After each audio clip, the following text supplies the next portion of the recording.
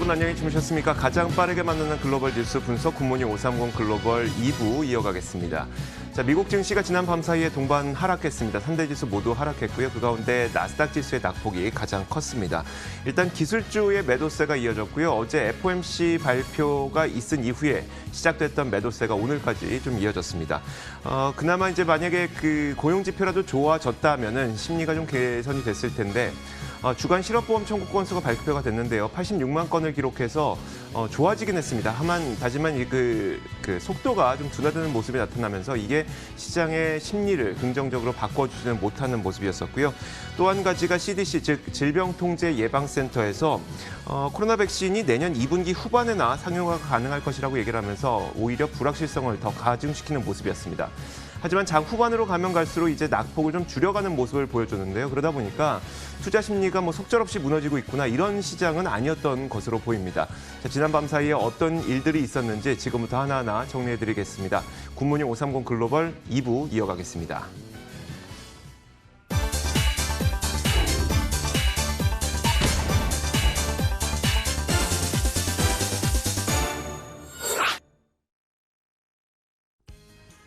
자, 미국 증시의 마감 동향부터 살펴보겠습니다. 클로징벨 중계석이고요. 오늘도 장혜진 앵커, 루제타 투자자문 최진석 포트폴리오 팀장 함께하겠습니다. 어서 오세요.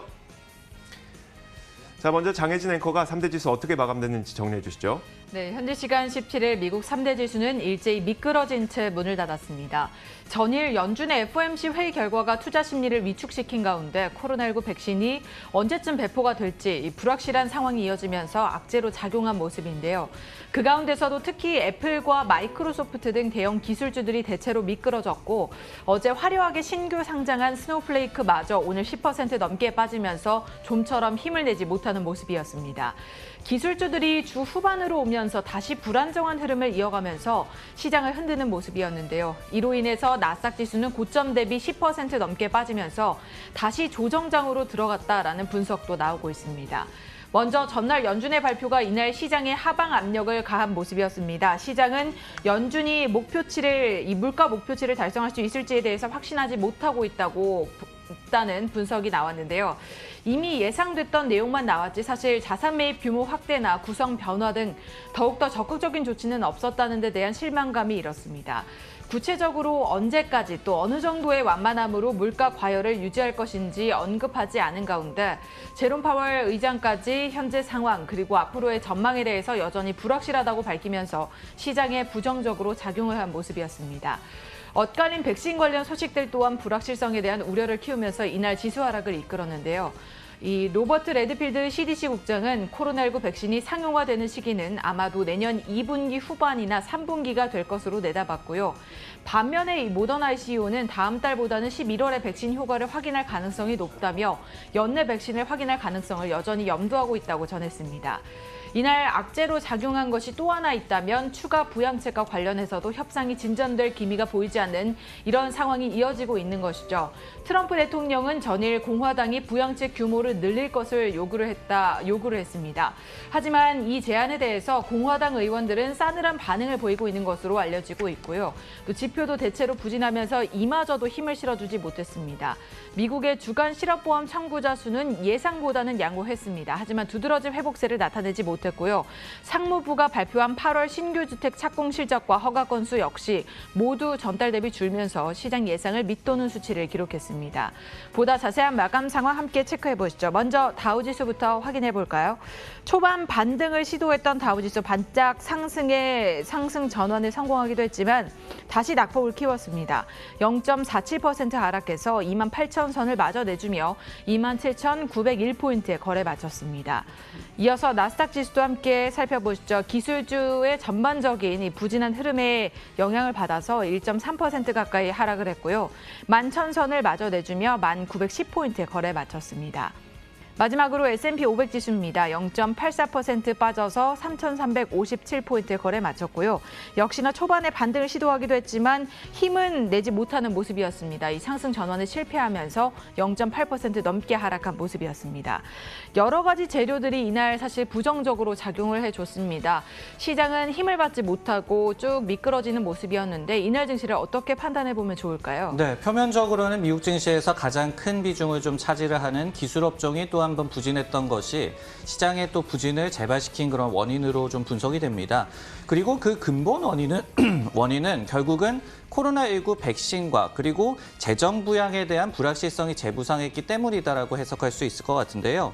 현지 시각으로 수요일 늦게 트럼프 대통령이 이르면 10월에 미국에 백신을 보급할 수 있을 것이다라고 밝혔습니다. 하지만 말씀해 주셨듯이 CDC의 국장 같은 경우에는 올해 물량이 좀 제한되어 있다. 그러면서 6개월에서 9개월 정도의 시간이 걸릴 것이다라고 맞서면서 좀 배치된 상황이 전개가 되고 있죠. 그러면서 좀 이 불확실성이 커졌고요. 그리고 또 전일에 트럼프가 공화당이 더 통 크게 재정 부양에 좀 합의를 해야 한다라고 트윗을 남겼지만은 여전히 상원의 공화당 의원들이 미온적이다라는 입장의 그런 보도가 나왔습니다. 이런 부분들이 두 가지 이유로 주요 지수가 선물 시장부터 좀 부진했고요. 그러면서 오늘 내내 좀 하락권에 머물렀던 그런 원인으로 분석이 되고 있습니다. 또 한 가지는 FOMC 회의 결과를 좀 해석하는 그 과정이다라고도 또 보여지죠.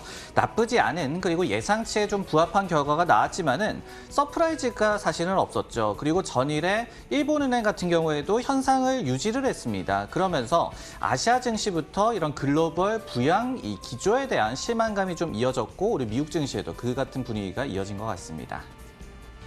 자, 이어서 상품 선물 시장도 살펴보겠습니다. 먼저 국제유가입니다. 국제유가가 반등세를 빠르게 보여주고 있는데요. 지난 밤 사이에는 2% 넘게 반등하면서 거의 41달러 수준까지 올라왔습니다. 오펙을 비롯한 산유국들이 10월에 있을 정리회의를 앞두고 산유국들에게 감산 약속을 지킬 것을 촉구했는데요. 이것이 이제 그 10월까지 감산을 좀 준수할 것이라는 기대감을 만들면서 국제유가를 상승으로 상승시켰습니다. WTI 가격은 2% 정도 올라서 40.99달러의 선물 시장에서 마감이 됐고요. 자, 반대로 금값의 경우에는 하락했습니다. 자, FOMC 회의 결과에 대한 실망감이 증시에 작용을 했던 것처럼 추가 부양책이 나오지 않다 보니까 이것에 대한 실망감이 금값도 하락시켰다는 분석입니다. 금값의 경우에는 약 1% 정도 하락해서 1952.1달러에 마감됐습니다. 10년물 국채 금리는 큰 폭의 변화는 없었고요. 그래도 소폭 하락을 했는데 0.0049% 내리면서 0.693%, 0.7% 바로 아래에서 움직이는 모습이었습니다. 자, 마지막으로 달러 인덱스도 큰 움직임은 없었습니다만 약세 기조는 지속되는 모습입니다. 0.33% 하락하면서 92.91을 기록했습니다. 자, 이렇게 상품 선물 시장 살펴봤습니다. 글로벌 외신 확인하겠습니다. 자, 먼저 첫 번째 소식부터 보겠습니다. 팀장님, 어떤 내용일까요? 네, 전일 FOMC에서 최소 2023년까지 제로금리를 유지할 것이다라고 연준이 좀 시사를 하는 등 긍정적인 내용이 나왔음에도 불구하고 어제와 오늘의 증시의 흐름이 좀 부진했습니다. 즉 실망스러운 좀 반응이 나왔다라고 보여지죠. 이 가운데 이 연준발 경기 부양 정책이 정점에 도달한 듯하다라는 분석이 나와서 소개를 해드릴까 합니다. 마켓워치의 오늘의 애널리스트 콜이 되겠습니다. G+ 이코노믹스라는 기관의 분석이었는데요. 연준의 새 인플레이션 관련한 프레임워크가 새 정책 노선이라든지 아니면은 새로운 액션을 동반하기보다는 코로나19 뉴노멀에 적응 중인 경제를 계속 좀 부양은 하지만은 과거에 비해서 좀 더 평탄한 정책 사이클이다. 그러니까 정책 변화를 좀 느낄 만한 그런 여지가 없었다라고 평가를 했습니다. 그러면서 두 가지의 변화가 없다라고 한다면은 연준의 경기 부양 정책이 이제 정점에 도달한 듯하다라는 분석을 제시를 했는데요. 그 두 가지라는 것은 첫 번째로 경제에 대한 새로운 외부 쇼크가 되겠습니다. 그리고 두 번째로 정치권의 정책 실패다라고 이 분석을 했는데, 즉 재정 부양 합의에 불발했을 때만 연준이 추가 부양에 나설 수 있다라는 말로 해석이 됩니다. 좀 해석을 해보자면은 새로운 리스크가 없는 이상 연준은 이미 할 만큼 좀 한 상황이다. 그런 가운데서 FOMC를 통해서 또 더 나올 것이 없다라는 인식이 좀 전해졌고, 그러면서 증시의 스팀이 꺼졌다. 이런 분석으로 해석할 수가 있겠습니다. 결국은 행정부의 재정 부양 정책이 지금은 꼭 필요하다는 이야기가 될 텐데 어제 시장 상황을 보더라도 아직 뚜렷한 진전은 없는 상황이죠. 맞습니다. 이 폴리티코에서 보도가 나왔죠. 공화당 상원 의원들이 재정 부양책 이 확대에 대해서 미온적인 입장을 유지하고 있다는 그런 보도가 나왔는데, 결국은 이 법안의 세부 사항이 나오기 전까지는 우리는 동의할 수 없다라는 입장을 밝힌 것으로 이번 보도 내용이 나왔습니다. 예를 들어서 존 슌 상원 이 공화당 원내 총무 같은 경우에 경우에도 지원 패키지의 이 가격표가 높아질수록 공화당 상원 의원들의 참여는 더 어려워질 수 있다라는 반언을 전했고요. 그리고 지금 참고로 절충안이 한 1.5조 달러 정도로 제시가 돼 있는 상태죠. 민주당에서는 당초 2.2조 달러 정도의 추가 부양을 좀 주장하고 나섰었는데 그때는 이 주당 600달러의 추가 실업수당 이 지급을 연장하는 것, 내년 1월까지 연장하는 방안을 포함해서 1조 달러 규모의 주와 그리고 시를 대상으로 한 임금 지원, 개인에 대한 1,200달러 추가 현금 지급 등이 포함이 됐었습니다. 하지만 공화당 측에서는 여전히 재정 적자 확대 그 우려를 좀 들면서 경계론을 유지하고 있는 상황입니다. 네, 연준의 추가 공급, 이 부양성, 유동성 공급에 대한 기대가 줄어든 것은 사실 IT 섹터를 위주로 이 성장주를 전반적으로 좀 부진한 흐름을 이끌어가게끔 만들었습니다. 이와 관련한 업종의 전망은 어떻습니까? 네, 일단은 실제로 오늘 증시 흐름도 그랬었고 그리고 기술주와 관련해서도 좀 경계론을 담은 또 분석이 오늘 나오기도 했는데요. 크레딧 스위스에서 이날 기술주에 대한 비중 확대 의견을 축소한다라고 밝혔습니다. 여전히 탑 섹터기는 하지만은 좀 선별이 필요하다라는 그런 분석을 제시를 했는데요. 세 가지 좀 이유를 들었습니다. 첫 번째로 시장의 IT 섹터에 대한 편중이 좀 너무 심화가 되고 있다. 두 번째로 이 바이든의 당선 가능성에 따른 규제 리스크가 남아있다. 세 번째로 코로나19 백신 개발에 의한 온라인 트렌드 변화에 이제 기술주가 좀 타격을 받을 수 있다라는 분석을 제시를 했습니다. 다만 TSMC라든지 ASML이라든지 이런 반도체주와 여전히 좀 집콕 트렌드의 수혜를 받고 있는 게임주 등에 대해서는 비중 확대 의견을 유지하기도 했거든요. 밸류에이션 부담이 좀 적으면서 아직까지 좋은 기회가 남아있다라는 분석을 덧붙이기도 했습니다. 네, 다음 뉴스는 이조 앵커의 픽입니다. 내용 확인해 보겠습니다. 자, 미국 대선을 앞두고 많은 투자자들이 과연 누가 당선되느냐에 따라서 수혜 기업과 피해 기업을 구분하고 있을 텐데요. 이런 가운데 월스트리트 저널에서는 바이든이 됐건 아니면 트럼프 대통령이 다시 재선이 되건 간에 빅테크 기업들은 규제 압력에 시달릴 수밖에 없다는 분석을 내놨습니다. 그 관련 내용을 한번 살펴보도록 하겠습니다. 자, 첫 번째 제목, 첫 번째 문장을 보면 이렇습니다. Powerful Technology Companies라고 말하죠. 빅테크 기업들이 no matter who wins, 그러니까 누가 당선이 되던 간에 철저한 조사를 받게 될 것이라고 분석을 했는데요. 설명에 따르면 이렇습니다. 먼저 트럼프 대통령이 만약에 당선될 경우 과연 어떻게 될 것인가? 그가 첫 임기 당시에 강조했던 기업들에 대한 광범위한 조사가 이루어질 것이라고 분석을 했습니다. 트럼프 대통령이 이제 첫 번째 임기를 하면서 계속 언짢아 했던 점이 바로 이거죠. 소셜 미디어 플랫폼들은 대체로 젊은 층이 사용을 하다 보니까 좌편향된, 그러니까 왼쪽 좀 민주당 쪽으로 쏠린 의견들이나 정보가 많이 공유되는 경향들이 있었습니다. 이런 걸 보면서 트럼프 대통령은 계속 가짜 뉴스를 퍼뜨리고 있다고 이런 소셜 미디어 플랫폼을 비판을 했는데요. 자, 그러다 보니까 구글의 모에서 알파벳이나 페이스북 이런 데에 대한 규제 압력이 심해질 것이다라고 분석을 내놨고요. 자, 반대로 그럼 이제 바이든 부통령이 대통령에 당선된다면 어떻게 될 것일까?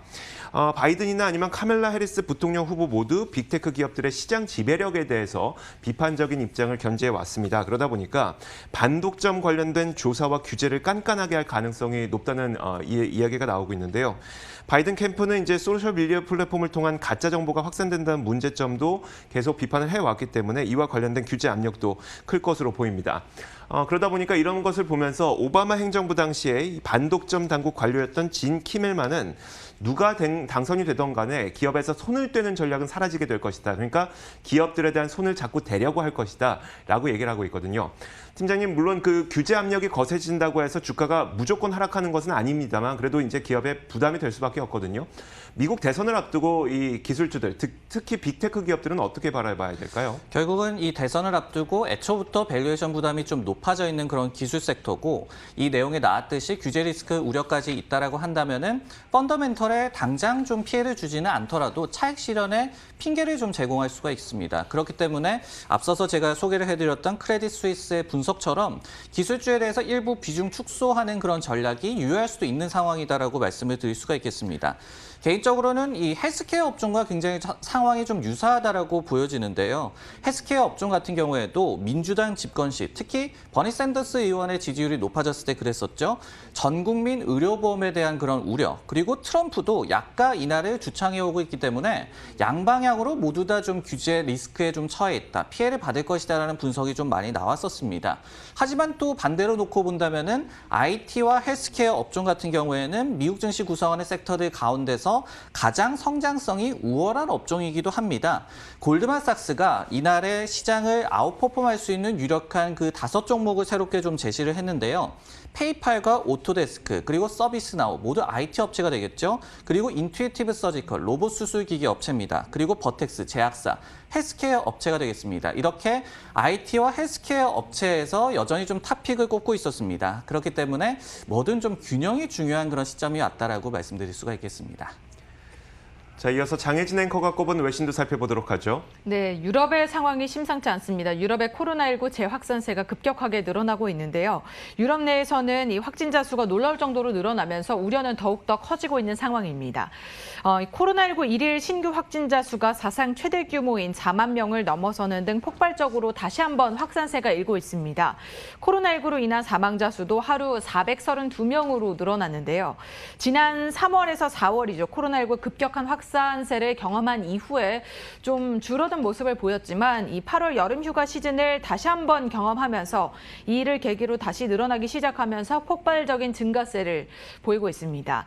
WHO 유럽 지역 국장은 이 브리핑을 통해서 최근 상황이 지난 3월 코로나19 이 확산세 사태 초기보다 더 심각한 상태라고 경고를 했는데요.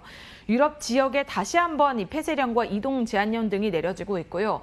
가장 높은 코로나19 이 확진자 수를 기록하고 있는 스페인 같은 경우에는 사회적 거리두기 규제를 다시 한번 강화하겠다라고 방침을 밝혔고, 이 세 번째로 프랑스와 프랑스 다음으로 높은 확진자 수를 기록하고 있는 영국 같은 경우에도 6명 이상의 모임을 좀 피하도록 하는 규제를 시행하겠다라고 밝힌 상태입니다. 한편 미국에서도 코로나19 감염이 다시 고개를 들고 있죠. 지난 일주일간 이 하루 4만 명에 가까운 신규 환자가 발생하고 있고, 최근 코로나19 확진자 수 감소율이 둔화한 것도 좀 확인을 할 수 있었습니다. 사실 이 재확산이 다시 한번 일고 있다라는 소식은 굉장히 걱정스럽고 우려스러운 상황이 일어나게끔 만들어주고 있습니다. 만일 코로나가 다시 한번 또 한 번 일어난다면 시장도 좀 여기에 반응을 할 수 있겠다 싶은데요. 만일 이 코로나19 확산세가 다시 한번 심각해진다면 시장이 다시 고꾸라질 확률도 있는 거죠. 네, 그럴 것 같습니다. 가장 최근에도 LPL 파이낸셜이라는 그런 기관에서 코로나19 진정 그리고 경기 회복세 지속 시에만 증시가 추가 상승할 수 있다라고 분석을 했습니다. 당연히 반대 입장이 된다라고 한다면 시장에도 굉장히 좀 악재로 작용할 수가 있겠죠. 그리고 코로나19의 확산세와 관련해서 좀 말씀드릴 부분은 이미 좀 상황이 좋지 않은 적은 좀 오래됐습니다. 근데 그간은 인도라든지 브라질 등의 개발도상국에서 확산세가 좀 집중이 됐었고요. 그리고 이들 경제권은 세계 경제에 대해서 파급력이 미국이라든지 유럽에 비해서 그다지 크지가 않습니다. 하지만은 최근에 이렇게 유럽에서 좀 재유행 기미가 나타나고 있다. 그리고 미국 같은 경우에는 아직까지는 한 3에서 4만 명 정도로 일일 신규 확진자가 나오면서 그렇게 심각한 수준은 아니지만은 미국에서도 만약에 재확산 기미가 나타난다라고 한다면은 당연히 시장에 대한 충격이 좀 커질 것 같습니다. 자, 이렇게 미국에서 발표됐던 여러 가지 글로벌 뉴스 살펴봤습니다. 종목 뉴스 확인하도록 하겠습니다.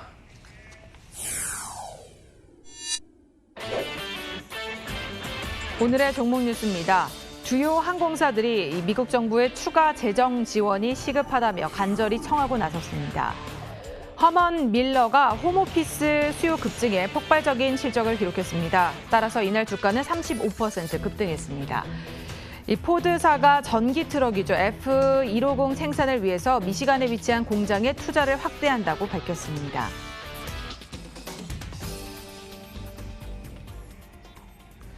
자, 첫 번째 종목부터 살펴보겠습니다. 팀장님, 항공사와 관련된 내용을 준비해 주셨네요. 네, 로이터 통신에서 마크 메도스 백악관 비서실장과 미국의 주요 항공사의 CEO들이 회동을 했다라는 보도를 전했습니다. 회동 자리에서 항공사 수장들이 민주공화 온건파들이 최근에 내놓은 1.5조 달러 규모의 재정부양 패키지 통과 필요성을 역설한 걸로 알려졌는데요. 아메리칸 항공의 더그 파커 CEO 같은 경우에는 직원을 수천 명 해고하는 것이 좀 좀 임박해 있는 그런 상황이다. 이런 상황이 공정치 않다라고 얘기를 한 것으로 알려졌고요. 그러면서 10월 1일 전에 추가 지원을 받기를 원한다라는 뜻을 전했습니다. 게리 켈리 사우스웨스트 항공 CEO 같은 경우에도 기존의 임금 지원이 충분한 규모도 그리고 충분한 기간도 아니었다라고 주장하기도 했습니다. 메도스 실장 같은 경우에는 낸시 펠로시 하원 의장이 만약에 항공업을 살리고자 했다라고 한다면은 독자 법안이 나왔어야 한다라고 얘기를 했습니다. 하지만은 그게 현실적으로 어려운 상황이다라고 얘기를 했고요. 펠로시 하원 의장 같은 경우에도 중소기업과 외식업계 그리고 운송업계 등의 광범위한 지원에 대한 필요성만 높아지고 있다라고 맞서고 있는 그런 상황입니다. 한편 이달 말이면 250억 달러 규모의 항공업계에 대한 임금 지원이 만료가 됩니다. 그러면서 이미 복수의 항공사들이 임시 해고 방안을 좀 경고하고 나선 그런 상태입니다.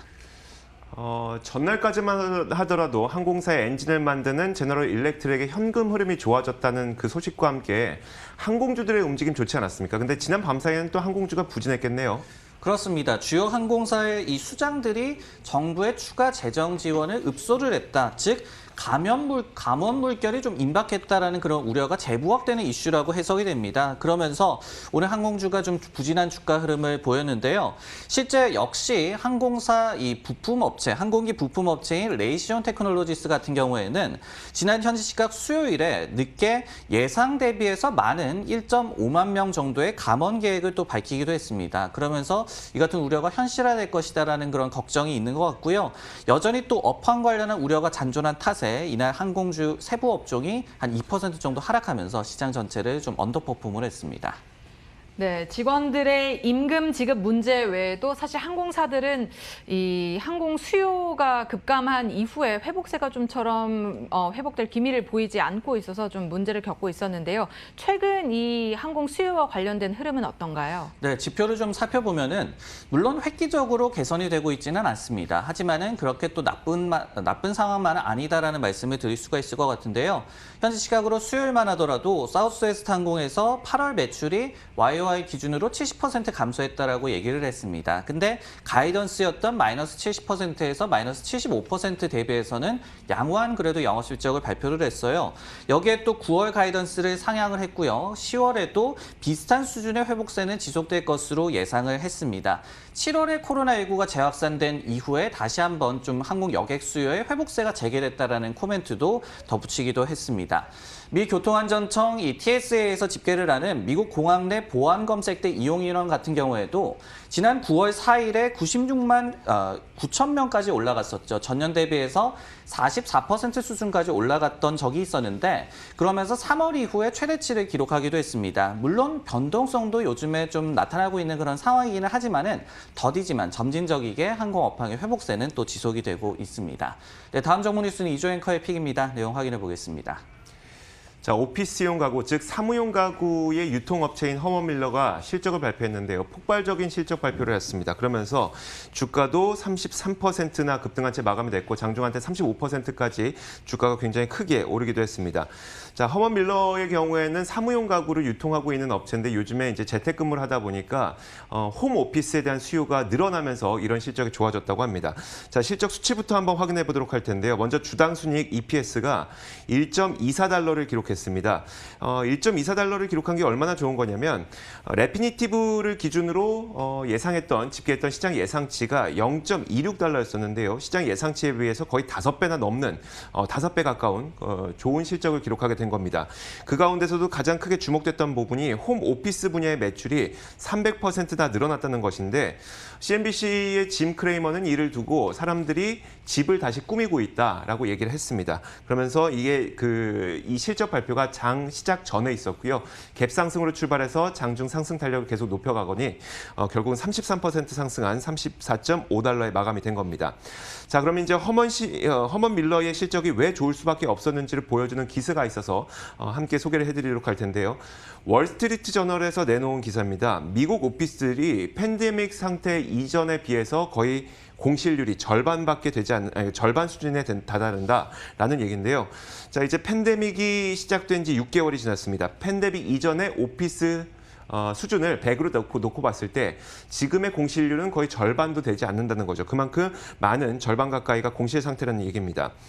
자, 물론 많은 기업들이 이번 가을부터는 사무실을 다시 열 예정입니다. 그러면 이제 공실 비중은 앞으로 줄어들 수도 있겠지만, 하지만 팬데믹으로 인해서 원격 근무가 확산되고 있고 재택근무가 확산되면서 팬데믹 이전 수준까지 돌아가는 데는 거의 수년이 걸릴 것이라는 전망까지 나오고 있는데요.